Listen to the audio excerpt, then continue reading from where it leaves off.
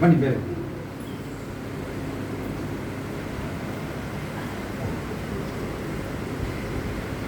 அவங்க ஊழியத்தை கொஞ்சம் ನಿಮ್ಮ ಸೇವೆ ಬಗ್ಗೆ ನಾನು ಟ್ರಾನ್ಸ್ಲೇಷನ್ ಮಾಡಿದೆ ಕನ್ನಡದಲ್ಲಿ ಸರಿ ತಮಿಳಿನಲ್ಲಿ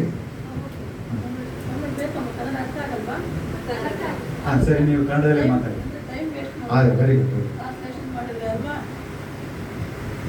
ಓಕೆ, ದೇವರ ಅತಿ ಪರಿಶುದ್ಧ ನಾಮಕ್ಕೆ ಸ್ತೋತ್ರವಾಗಲಿ. ಸೇರಿ ಬಂದಿರುವ ನಿಮ್ಮೆಲ್ಲರಿಗೂ ಮತ್ತು ವಿಶೇಷವಾಗಿ ನಮ್ಮ ರಾಜೇಶಯ್ಯದವರೇ ನಮ್ಮನವರಿಗೂ ಎಲ್ಲ ವಿಶ್ವಾಸಿಗಳಿಗೂ ತಂದೆ ಕುಮಾರ ಪರಿಶುದ್ಧಾತ್ಮ ದೇವರ ದೈಹಿಕ ದೇವರ ನಾಮದಲ್ಲಿ ನನ್ನ ವಂದನೆಗಳು. ಬಹಳ ದಿನಗಳ ನಂತರ ಅಯ್ಯವ್ರನ್ನ ನೋಡ್ತಾ ಇದ್ದೇವೆ, ಸಂತೋಷ ನಮಗೆ. ಬಹಳ ವರ್ಷಗಳಿಂದ ಪರಿಚಯ ಅಯ್ಯವರು ಅಮ್ಮವರು. ಮತ್ತು ಏನಿದೆ ಯಾಕೋ ನಮಗೆ ಇಲ್ಲಿ ಬರಬೇಕು ಅನ್ನಿಸ್ತು. ದೇವರ ಪ್ರೇರೇಪಣೆ, ದೇವರ ಚಿತ್ತ ಇದು. ನಮ್ಮ ಚಿತ್ತ ನಿಮ್ಮ ಚಿತ್ತ ಅಲ್ಲ, ದೇವರ ಚಿತ್ತ ಬಂದಿದ್ದೇವೆ. ನಮ್ಮ ಬಗ್ಗೆ ನಾವು ಹೇಳೋದಾದರೆ ನಮ್ಮದೇ ಆದ ಒಂದು AGM ಅಂತ ಸಂಸ್ಥೆ ಇದೆ, ಆಶೀರ್ವಾದ್ ಗಾಸ್ಪೆಲ್ ಮಿಷನ್ ಅಂತ. ಭಾರತ ದೇಶದಲ್ಲಿ, ನೇಪಾಳ ದೇಶದಲ್ಲಿ ನಮ್ಮ ಸೇವೆಗಳು ಮಾಡ್ತಾ ಇದ್ದೇವೆ. ನಾವು ಬಳ್ಳಾರಿಯಲ್ಲಿ ಇದ್ದದ್ದು ಸಂಜೀವರಾಯನಕೋಟೆ ಅಂತ ಒಂದು ಗ್ರಾಮ, ಹಳ್ಳಿ ಬಳ್ಳಾರಿ ಪಕ್ಕಕ್ಕೆ. ಆ ಹಳ್ಳಿಗೆ ಹೋಗಿ ಸೇವೆ ಮಾಡಬೇಕು ಅಂತ ದೇವರು ಮಧ್ಯರಾತ್ರಿಯಲ್ಲಿ ನಮ್ಮ ನಾಮದೇವ್, ನಮ್ಮ ಅಯ್ಯವರು ನಾಮದೇವರು, ನನ್ನ ಹೆಸರು ಪುಷ್ಪಲತಾ ಅಂತ, ಅವ್ರನ್ನ ಎಬ್ಬಿಸಿ ಕಳಿಸಿದ್ದು. ನಮಗೆ ಆ ಊರು ಗೊತ್ತಿಲ್ಲ, ಎಲ್ಲಿದೆ ಅಂತ ಗೊತ್ತಿಲ್ಲ. ಬಸ್ ಸ್ಟ್ಯಾಂಡ್ಗೆ ಹೋಗಿ ಆ ಊರು ಅಲ್ಲಿ ಹೆಸರು ಹೇಳಿ ಹುಡುಕೊಂಡು ಹೋಗಿ ಅಲ್ಲಿಂದ ನಮ್ಮ ಸೇವೆ ಪ್ರಾರಂಭವಾಯಿತು. ಆ ಸಂಜೀವರಾಯನ ಕೋಟೆ ಅನ್ನೋ ಹಳ್ಳಿಯಿಂದ ಪ್ರಾರಂಭವಾದ ಸೇವೆ ಈಗ ಕರ್ನಾಟಕ, ಆಂಧ್ರ ಪ್ರದೇಶ್, ಮಧ್ಯಪ್ರದೇಶ್, ಮಹಾರಾಷ್ಟ್ರ, ಒರಿಸ್ಸಾ, ಬಿಹಾರ್ ಮತ್ತು ನೇಪಾಳವರೆಗೆ ದೇವರನ್ನು ಕರೆದುಕೊಂಡು ಹೋಗಿದ್ದಾನೆ. ನಮ್ಮದು ಹಳ್ಳಿ ಸೇವೆ, ರೂರಲ್ ಮಿನಿಸ್ಟ್ರಿ, ಸುಮಾರು 535 ಹಳ್ಳಿಗಳಿಗೆ 540 ಮೊನ್ನೆ ಅಲ್ಲೇ ರೀಸೆಂಟಾಗಿ ನಾವು ಬಿಹಾರ್ಗೆ ಹೋಗಿ ಬಂದಿದ್ದೇವೆ. ಮತ್ತೆ ಹೊಸ ಒಂದು 5 ಹಳ್ಳಿಗಳು, 540 ಹಳ್ಳಿಗಳಲ್ಲಿ ಸುವಾರ್ತೆ ಸೇವೆ ಮಾಡಿದ್ದೇವೆ. 112 ಜನರು ಸೇವಕರನ್ನು ತಯಾರು ಮಾಡಿದ್ದೇವೆ. 130 ನಮ್ಮ ವರ್ಷಿಪ್ ಸೆಂಟರ್ಸ್ ಇದೆ ಆಲ್ ಇಂಡಿಯಾದಲ್ಲಿ, ಎಲ್ಲ ಕಡೆಯಲ್ಲಿ ನಮ್ಮ AGMನಲ್ಲಿ ಸೇವೆ ಮಾಡ್ತಾ ಇರ್ತೇವೆ. ಸುವಾರ್ತೆ ದೇವರು ನಮ್ಮನ್ನು ಕರೆದಿದ್ದು ಸೇವೆಗಾಗಿ. ನಮ್ಮ ಸೇವೆ ಏನು ಅಂದರೆ ಸುವಾರ್ತೆ ಸಾರಬೇಕು, ಸಭೆಗಳನ್ನು ಕಟ್ಟಬೇಕು, ಸೇವಕರನ್ನು ಎಬ್ಬಿಸಬೇಕು. ಇದು ನಮ್ಮ ಸೇವೆ. ಇದೇ ಸೇವೆ ಮಾಡಿಕೊಂಡು ಹೋಗ್ತಾ ಇದ್ದೇವಮ್ಮ. ನಮ್ಮ ಅಯ್ಯನವರಿಗೆ ದೇವರು ಕೊಟ್ಟ ದರ್ಶನ 2 ಅಂತ ಮಧ್ಯರಾತ್ರಿ 2:45 ಎಬ್ಬಿಸಿ ಅವರನ್ನು ದೇವರು ಮಾತನಾಡಿದ್ದು. ಏನು 2 ಅಂದರೆ 2 ತಿಮೋತಿ 2ನೇ ಅಧ್ಯಾಯ 2ನೇ ವಚನ. ಅಂದರೆ ನಾವು ದೇವರ ಬಗ್ಗೆ ತಿಳಿದುಕೊಂಡಾಗ ಅದನ್ನು ಇನ್ನೊಬ್ಬರಿಗೆ ತಿಳಿಸಬೇಕು, ಅವರು ಇನ್ನೊಬ್ಬರಿಗೆ ತಿಳಿಸುವಂತೆ ಆಗಬೇಕು ಅಂತ. ಹಾಗೆ ನಮ್ಮ ಸೇವೆ ಸುವಾರ್ತೆ ಸಾರಿ, ಸಭೆಗಳು ಕಟ್ಟಿ, ಸೇವಕರನ್ನು ತಯಾರು ಮಾಡಿ ಸೇವೆ ಮಾಡುವಂತೆ ಮಾಡೋದು. ಮತ್ತು ದೇವರು ಈಗ ನಡೆಸ್ತಾ ಇದ್ದಾನೆ. 3 ಸಲ ನಮ್ಮ ನಾಮದೇವನವರಿಗೆ ಹಾರ್ಟ್ ಅಟ್ಯಾಕ್ ಆಗಿದೆ. 2015, 2020, 2022. 20ರಲ್ಲಿ ಭಯಾನಕವಾದ ಕೊರೋನಾ ಸಮಯ, ಎಲ್ಲರಿಗೂ ಗೊತ್ತು. ಲಾಕ್ಡೌನ್, ಸೀಲ್ಡೌನ್, ಎಲ್ಲಿ ನೋಡಿದ್ರಲ್ಲಿ ಲಾಕ್ಡೌನ್, ಎಲ್ಲಿ ನೋಡಿದ್ರಲ್ಲಿ ಸೀಲ್ಡೌನ್. ಅಂಥ ಪರಿಸ್ಥಿತಿಯಲ್ಲಿ ಸೀರಿಯಸ್ ಆಯಿತು. ಬಳ್ಳಾರಿಯಲ್ಲಿದ್ದೀವಿ ನಾವು. ಅಲ್ಲಿ ಬಳ್ಳಾರಿಯಲ್ಲಿ ಕೂಡ ಹಾರ್ಟ್ ಹಾಸ್ಪಿಟ್ಲಿಗೆ ಸೇರಿಸಿದ್ದೇವೆ. ಆದರೆ ಅಲ್ಲಿ ಡಾಕ್ಟರ್ ಇವರು ನೋಡಿಬಿಟ್ಟು, ಇಲ್ಲ ಇವರಿಗೆ ಹಾರ್ಟ್ ತುಂಬ ವೀಕ್ ಆಗಿದೆ, ಹಾರ್ಟ್ ಸರಿಯಾಗಿ ಕೆಲಸ ಮಾಡ್ತಾ ಇಲ್ಲ, ಇದಕ್ಕೆ ಯಾವ ಟ್ರೀಟ್ಮೆಂಟು ಇಲ್ಲ, ನೀವು ಮನೆಗೆ ಕರ್ಕೊಂಡೋಗ್ರಿ, ಸ್ವಲ್ಪ ದಿನ ಫ್ಯಾಮಿಲಿ ಜೊತೆ ಇರಲಿ ಅಂತ ಹೇಳಿದರು.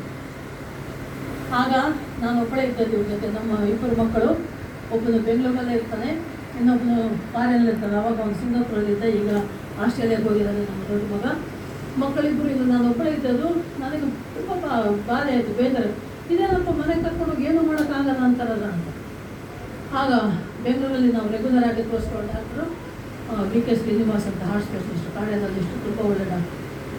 ನಾನು ಅವ್ರು ಎಷ್ಟು ನೋಡಿ ಅಷ್ಟು ದೊಡ್ಡ ಡಾಕ್ಟ್ರ್ ಆದರೂ ಕೂಡ ನಾವು ವಾಟ್ಸಪ್ ಮಾಡಿದರೆ, ಮೆಸೇಜ್ ಮಾಡಿದರೆ, ಕಾಲ್ ಮಾಡಿದರೆ ರೆಸ್ಪಾನ್ಸ್ ಮಾಡ್ತಾರೆ.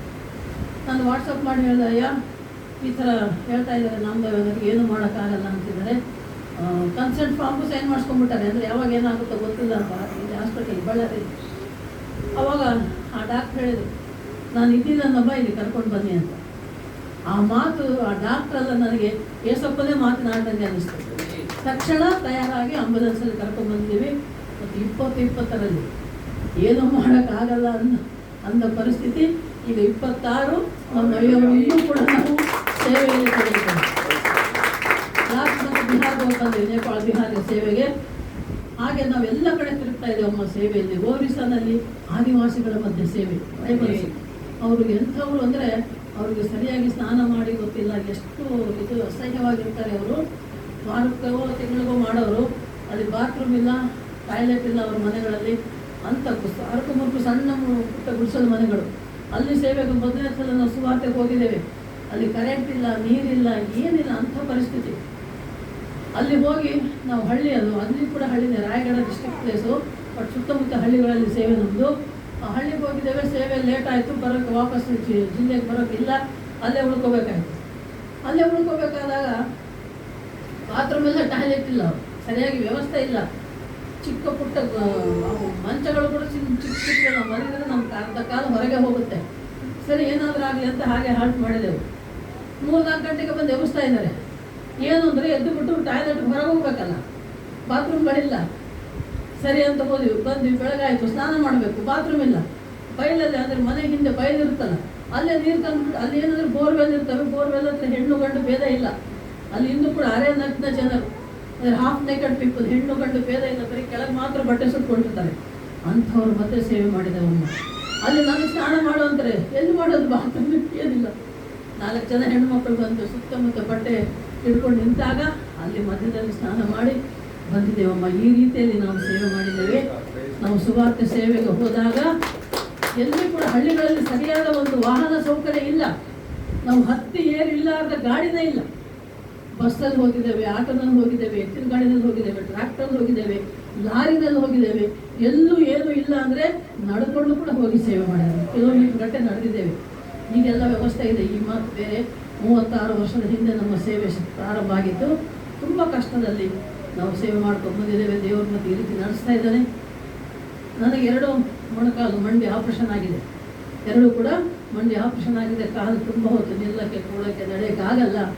ಆದರೂ ಕೂಡ ದೇವರು ನಮ್ಮನ್ನು ತನ್ನ ಸೇವೆಯಲ್ಲಿ ಚೆನ್ನಾಗಿ ಉಪಯೋಗಿಸ್ತಾ ಇದ್ದಾನೆ. ಅಯ್ಯವ್ರು ಹೇಳಿದ ವಾಕ್ಯ ನಿಜವಾಗಲೂ ನಮಗೆ ಸಂಬಂಧಪಟ್ಟಾಗೆ ಯಾವ ಅಡೆತಡೆ ಇಲ್ಲಮ್ಮ.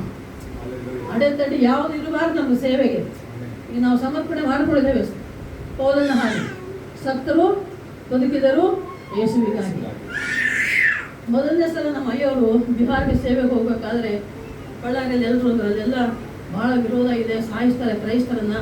ಯಾಕಯ್ಯ ಹೋಗ್ತಾರೆ, ಯಾಕೆ ಸರ್ ನೀವು ಹೋಗ್ತಾರೆ, ಬೇಡ ಅಂತ. ಮನೆಗೆ ಬಂದು ನನ್ನ ಹತ್ರ ಮಾತಾಡಬೇಕು. ನೋಡಿ ಹೀಗೆ ಅಂತ ಇದ್ದಾರೆ, ಬಿಹಾರ್ಗೆ ಹೋಗ್ಬೇಕು, ಏನು ಮಾಡಬೇಕು, ಅಲ್ಲೆಲ್ಲ ಭಾಳ ವಿರೋಧ ಇದೆ, ಬಡ್ರೆ ಸಾಯಿಸಿದ್ರೆ ಹೇಗೆ ಅಂತ.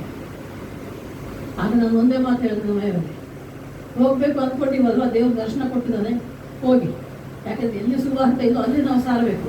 ಸಭೆ ಇದ್ದ ಕಡೆ ಸಭೆ, ಚರ್ಚ್ ಇದ್ದ ಪಕ್ಕ ಚರ್ಚ್ ಪಕ್ಕನೇ ಚರ್ಚು, ನಂಬಿದವರನ್ನೇ ಮತ್ತೆ ನಾವು ನಂಬಿಸುವಂತೆ ಮಾಡೋದು. ಸುವಾರ್ತೆ ಹೇಳಿದವ್ರಿಗೆ ಹೇಳೋದಲ್ಲ. ಎಲ್ಲಿ ಸುವಾರ್ತೆ ಇಲ್ಲವೋ, ಎಲ್ಲಿ ಸಭೆಗಳಿಲ್ಲವೋ ಅಲ್ಲಿ ನಾವು ಸೇವೆ ಮಾಡೋದು. ಹೋಗ್ರಿ ನೀವು, ಏನು ಆಗುತ್ತೆ, ಹೊಡಿತಾರ, ಬಡಿತಾರ, ಸಾಯಿಸ್ತಾರ, ಆಯಿತು ಸಾಯ್ದಿದ್ದು, ಪರಲೋಕದಲ್ಲಿ ಭೇಟಿ ಆಗೋಣ ನಮ್ಮ ಅಯ್ಯೋರಿಗೆ. ಅದು ಅಷ್ಟೇ, ಅಲ್ವ, ಎಲ್ಲಿದ್ದರೂ ಸಾಯ್ತೇವಲ್ವ, ಸಾವು ಎಲ್ಲಿದ್ದರೂ ಬರ್ತದೆ. ಬಳ್ಳಾರಿಯಲ್ಲಾದರೂ ಸಾಯ್ತೇವೆ, ಬೆಂಗಳೂರಲ್ಲಾದರೂ ಸಾಯ್ತೇವೆ, ಬಿಹಾರಲ್ಲಾದರೂ ಸಾಯ್ತೇವೆ. ಸಾವು ಬಂದಾಗ ಯಾರು ಏನು ಮಾಡೋಕ್ಕಾಗಲ್ಲ. ನಮ್ಮ ಜನನ ಮರಣದ ದಿನಗಳು ಆತನ ಕೈಯಲ್ಲಿ ದೇವರು ಬರೆದಿರ್ತದೆ ನಮಗಾಗಿ ಅಲ್ವಾ, ನಾವೇನು ಮಾಡೋದಕ್ಕೆ ಸಾಧ್ಯ ಇಲ್ಲ. ಆ ರೀತಿ ಅಮ್ಮ ಇನ್ನೊಂದು ಚಿಕ್ಕದಾಗಿ ಒಂದು ಮಾತು ಹೇಳ್ತಾನೆ. ನಮ್ಮ ಕುಟುಂಬದಲ್ಲಿ ಮೊದಲಿಗೆ ಯೇಸು ಸ್ವಾಮಿನ ನಂಬಿದ್ದು ನಮ್ಮ ನಾಮದೇವೇನವರು. ಆಮೇಲೆ ನಮ್ಮಿಬ್ಬರು ಮಕ್ಕಳನ್ನು ನಾವು ಬಳ್ಳಾರಿಯಲ್ಲಿದ್ದಾಗ ಅವ್ರನ್ನ ಹುಬ್ಬಳ್ಳಿಯಲ್ಲಿ ಕ್ರಿಶ್ಚಿಯನ್ ಸ್ಕೂಲಲ್ಲಿ ಓದೋದಕ್ಕೆ ಬಿಟ್ಟಿದ್ವಿ. ಚಿಕ್ಕ ಮಕ್ಕಳನ್ನೇ, 4-5ನೇ ಕ್ಲಾಸ್ ಓದೋ ಮಕ್ಕಳು, ಚಿಕ್ಕ ಚಿಕ್ಕ ಮಕ್ಕಳು. ಅಲ್ಲಿ ರೆಸಿಡೆನ್ಷಿಯಲ್ ಸ್ಕೂಲ್ ಬಿಟ್ಟಾಗ ಅಲ್ಲಿ ಕ್ರಿಶ್ಚಿಯನ್ ಕಲ್ಚರಲ್ಲೇ ಬೆಳ್ಕೊಂಬಂದ್ರು ನಮ್ಮ ಮಕ್ಕಳು. ಅವು ಸಣ್ಣವಿದ್ದಾಗಲೇ ಪ್ರೇಯರ್ಫುಲ್ಲಾಗಿ ಬೆಳೆದ್ರು. ನಾನು ಮಾತ್ರ ಪಕ್ಕಾ ಕ್ರಿಸ್ತ ವಿರೋಧಿ, ಪೂಜೆಗಳೇ ಮಾಡೋಳು, ಪಕ್ಕ ವಿರೋಧಿ. ಬೈಬಲ್ ಮುಟ್ಟಕ್ಕೆ ಇಷ್ಟ ಇಲ್ಲ, ದೇವ್ರ ಹಾಡು ಇಷ್ಟ ಇಲ್ಲ, ದೇವರಂದ್ರೆ ಇಷ್ಟ ಇಲ್ಲ. ಇವ್ರು ನಂಬ್ಕೊಂಡ್ರು ಯಾರಾದರೂ ಬರೋರು ಪಾಸ್ಟ್ಗಳು ಅವ್ರನ್ನ ಕೇರೆ ಮಾಡ್ತಾರೆ. ನಾನು ಒಳಗೆ ಹೋಗ್ಬಿಡ್ತಾ ಇದ್ದೆ, ಮಾತಾಡಿಸ್ತಿದ್ದೇನೆ, ಅಷ್ಟು ಸಿಟ್ಟು. ಆದರೆ ಕಿರಿಕಿರಿ ಆಗೋದು ನಮ್ಮಿಬ್ಬರಿಗೆ. ಇವ್ರು ಮಾತ್ರ ನಾನೇನು ವಿರೋಧ ಮಾಡ್ತಿರ್ಲಿಲ್ಲ, ಆದರೆ ನಾನು ಅವ್ರದ್ದು ವಿರೋಧ ಮಾಡ್ತಿದ್ದೆ. ಏನನ್ನು ಚರ್ಚ್, ಏನು ಪ್ರೇಯರ್, ಯಾವಾಗಲೂ ನಾನು ಪಾಪಿ ಅಂತ ಪ್ರೇಯರ್ ಮಾಡ್ತೀರಾ, ಯಾವಾಗಲೂ ತಂದೆ ಅಂತ ಎಷ್ಟು ಸಲ ಹೇಳ್ತೀರ ನೀವು, ಪ್ರೇಯರ್ ಮಾಡುವಾಗ ಹೇಳ್ತಾರಲ್ವ, ಅದೆಲ್ಲ ನನಗೆ ಅಸಹ್ಯ, ಸಿಟ್ಟು ಬರೋದು, ವಿರೋಧ ಮಾಡ್ತಾ ಇದ್ದೆ. ಆದರೆ ಇವ್ರು ನನ್ನ ಇಷ್ಟ ನೀನು ಮಾಡು, ನನ್ನ ಇಷ್ಟ ನಾನು ಮಾಡ್ತೇನೆ ಅನ್ನೋರು. ಒಂದಿನ ಹೀಗೆ ಕಿರಿಕಿರಿ ಆದಾಗ ನಮ್ಮ ಅಯ್ಯವ್ರ ಮಾತು ಹೇಳ್ಬಿಟ್ಟು, ಏನಂದರೆ ಬಿಟ್ಟರೆ ನಿಂದ ಬಿಡ್ತೀನಿ, ಯೇಸು ಸ್ವಾಮಿನ ಬಿಡಲ್ಲ. ಅಯ್ಯೋಯಪ್ಪ, ಮದುವೆ ಆಗಿ ಮಕ್ಕಳಾಗಿ ಇಷ್ಟು ವರ್ಷ ಸಂಸಾರ ಮಾಡಿ ನನ್ನನ್ನೇ ಬಿಡ್ತೀನಿ ಅಂತಾರಲ್ಲಪ್ಪ ಇವರು. ಇದೆಂತ ಯೇಸು, ಯಾರು ಯೇಸು, ಏನಿದೆ ಯೇಸುವಿನಲ್ಲಿ ಅಂತ. ಆಮೇಲೆ ನಾನು ಸತ್ಯಾನ್ವೇಷಣೆ ಮಾಡಿ ಸತ್ಯವನ್ನು ಕಂಡುಕೊಂಡ ಮೇಲೆ ನಾನು ಯೇಸುವಿನಲ್ಲಿ ಬಂದಿದ್ದಮ್ಮ. ದೇವರಲ್ಲಿ ಬಂದ ಮೇಲೆ ಆಗ ನನಗೆ ಅನ್ನಿಸ್ತು ಏನಂದರೆ, ಇವರು ನನಗೆ ವಿರೋಧ ಮಾಡಿಲ್ಲ, ಮಾಡಿದ್ದೊಂದೇ ಕೆಲಸ, ನನಗಾಗಿ ಅವರು ಪ್ರಾರ್ಥನೆ ಮಾಡಿದ್ದಾರೆ, ನನ್ನ ರಕ್ಷಣೆಗಾಗಿ ಪ್ರಾರ್ಥನೆ ಮಾಡಿದ್ದಾರೆ. ಹಾಗಾಗಿ ಅನ್ಯಳಾದ ನನ್ನನ್ನು ಧನ್ಯಳನ್ನಾಗಿ ಮಾಡಿದಂಥ ಯೇಸುವಿಗೆ ಕೋಟಿ ಕೋಟಿ ಸ್ತೋತ್ರ. ಮತ್ತು ಅವಕಾಶ ಕೊಟ್ಟಂಥ ಐನವರಿಗೆ ಸ್ತೋತ್ರ. ಐನವರ ಸೇವೆ ಕೂಡ ಅಭಿವೃದ್ಧಿ ಆಗಲಿ ಪ್ರತಿದಿನ ನಾವು ಪ್ರಾರ್ಥಿಸ್ತೇವೆ. ನಿಮ್ಮ ಕುಟುಂಬಕ್ಕಾಗಿ, ನೀವು ನಮಗಾಗಿ, ನಮ್ಮ ಆರೋಗ್ಯ, ನಮ್ಮ ಪ್ರಯಾಣ ಮತ್ತು ನಮ್ಮ ಸೇವೆಗಳಿಗಾಗಿ ಪ್ರಾರ್ಥಿಸಿ. ಥ್ಯಾಂಕ್ ಯು ಅಯ್ಯ, ಥ್ಯಾಂಕ್ ಯು. ಕರಗಳ ತಟ್ಲಮ್ಮ. ಹಲ್ಲೆಲೂಯಾ.